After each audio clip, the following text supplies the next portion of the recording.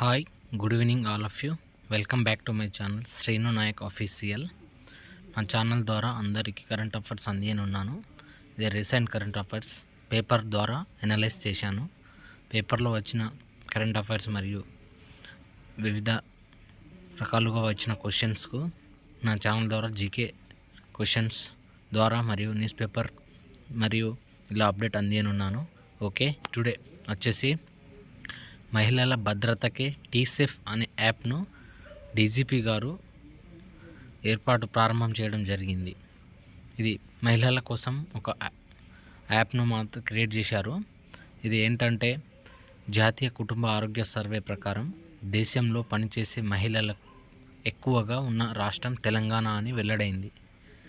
దీన్ని దృష్టిలో ఉంచుకొని టీసేఫ్ యాప్ను రూపొందించామని డీజీపీ శివధర్ రెడ్డి గారు వెల్లడించారు. ఛత్తీస్గఢ్ రాజధాని రాయ్పూర్లో నవంబర్ 28 నుంచి 3 రోజుల పాటు జరిగిన డీజీపీల సమావేశంలో రాష్ట్రం నుంచి డీజీపీ శివధర్ రెడ్డి పాల్గొని టీసేఫ్ యాప్పై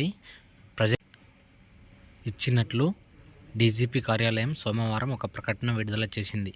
శాంతి భద్రతల పరిరక్షణకు సంబంధించిన మేము చేపట్టిన సంస్కరణల గురించి సమావేశంలో వివరించారు.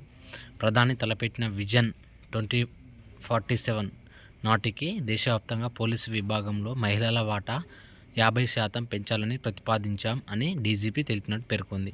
ఈ యాప్ తెలంగాణలో ఏర్పాటు చేయడం జరిగింది. Thank you all of you. Please subscribe.